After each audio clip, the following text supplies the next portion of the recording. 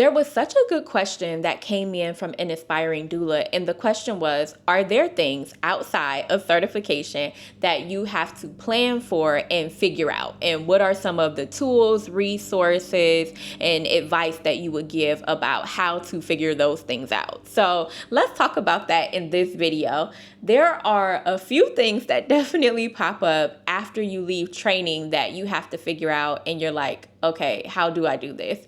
The first thing that popped up for me for sure was starting a business, right?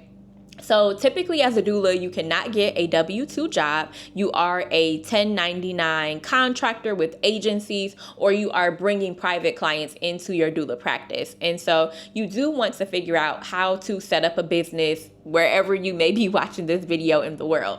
I just so happen to be in the US. I am in the state of Ohio. It was really easy for me to set up a business in my state, but I have come across some fantastic resources for people who may be trying to figure that piece of it out.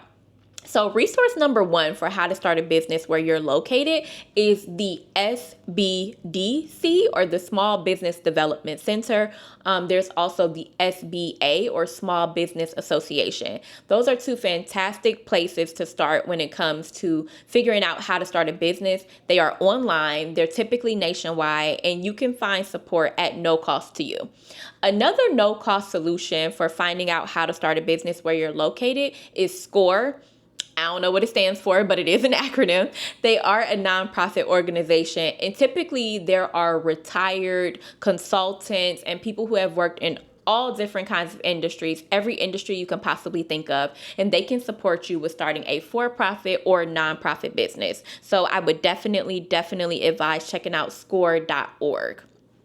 Another thing that I want to say is that when it comes to starting a business, if you do have a couple of coins that you want to throw around, you can also look into talking to an accountant about starting a business, as well as a lawyer.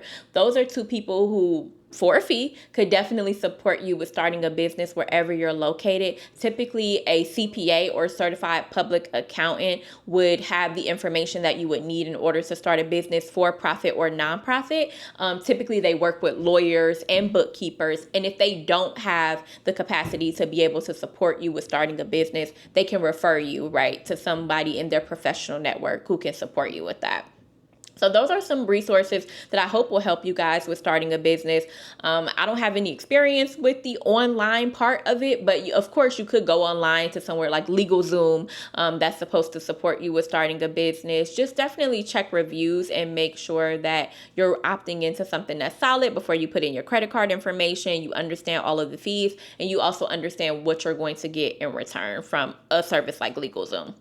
The next thing that I feel like certification really did not prepare me for, or really didn't facilitate for me, was a backup doula, right? So I did have to go to doula networking events, local doula meetups, and I even hosted a doula training, which I do not advise you do.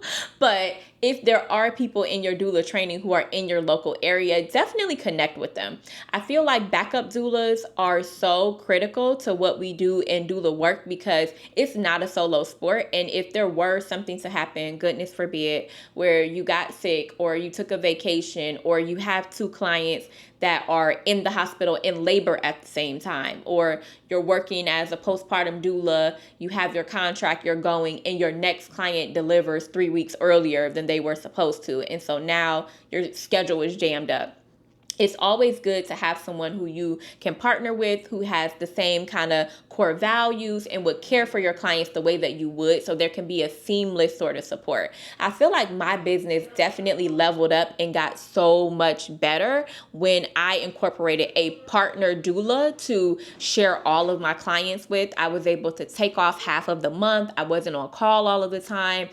They were able to come in for me and finish out a contract if I had to start one early, or add additional days to a contract. Instead of that work going out to another doula as a postpartum doula, I had a partner who could come in and do those extra nights, and I could rest, and I still kept that client happy and kept those hours in that business within my doula practice. So I highly recommend having a backup doula. It took me years to find a good backup doula, so have patience with this, but you definitely want to facilitate that relationship and to incorporate that within your doula business.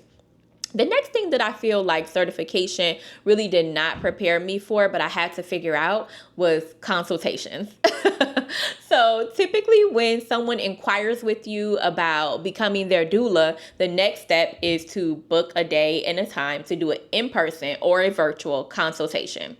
When I tell you that consultations are so different, because I'm coming from the corporate world where I'm used to putting together a resume and going into an interview and talking about myself and how great I am and how I can add benefit to the company. But in a consultation, it's so much different. It's a different vibe. You're in charge as the doula of like directing the consultation. You want to make sure there's a connection and there's a personality fit. The potential client, because they ain't signed no contract or pay no deposit yet. So the potential client will ask you questions. You'll also ask them questions, but you also want to make sure there's a flow and a leading of the conversation. So consultations took me so much practice, and I had to get out of my head that if someone said no after a consultation, it was a personal rejection or rejection of my personality, or some sort of attack on me as far as like me not really being a doula, or so many things that I felt like after I got rejected after a consultation, right? And to just simply say, how do I go about consultations? What is my consultation flow? How do I make sure that the client is speaking more than I'm speaking, and that they really get the opportunity to get to know me and to see what it would be like to have my support as a doula, right? So consultations are big. Definitely practice a lot. Definitely go in there with a plan for how the consultation should flow. And definitely don't have any ties. Like, don't go in there like, this is my client. This is not your client until they sign the contract and pay a deposit. You are just getting to know someone who is expecting a baby. You're showing up. You're getting to know them. You're asking them questions. If there's a connection, fantastic. And if not, don't take it to heart and be able to bounce back emotionally, because your next consultation, you're going to need that confidence. So consultations is a big thing that I feel like certification really didn't prepare me for, and I had to figure it out afterwards. The last thing that I'll say about things that certification does not prepare you for is that when it comes to running a business, you definitely have to stay organized. And Lord knows this is such a struggle for me. Just having in one place who inquired, when did they inquire, what service were they inquiring about, how did our emails go back and forth, how did our text messages go back and forth, any notes that they gave me that I want to remember from the consultation, right? They might tell me about how they met and what baby this is for them, baby 1, 2, 3, or 4, and what they're expecting out of doula support, and if they're interested in postpartum support on top of birth support, right? So those are all things that I want to remember. And goodness forbid they ask me any questions that I have to email them resources for after the consultation, right? So staying really organized and having some sort of what's called a CRM, or client relationship management system, like Honeybook is a really simple one that's fantastic and generally inexpensive. I got trapped in Dubsado. It's a beast. It's a monster. And at this point, I'm too old to learn another platform, years old. So I'm not going to switch. But I do feel like having a client relationship management system from the beginning is absolutely critical. I remember I had a client, and her labor went over a certain amount of hours. And in my contract, I have that the doula support is for a certain amount of hours. If we go over that, there's an hourly fee for support. And I could not find my contract, y'all. I don't know where I put it. I don't know where she signed it. I was trying to be cheap. I was trying to have the free trial here, the free trial there. Let me send the contract in this free software. And y'all, I could not find the contract for the life of me. So I was so scared. I was invoicing them, but I couldn't find the contract, and I didn't know what the contract said.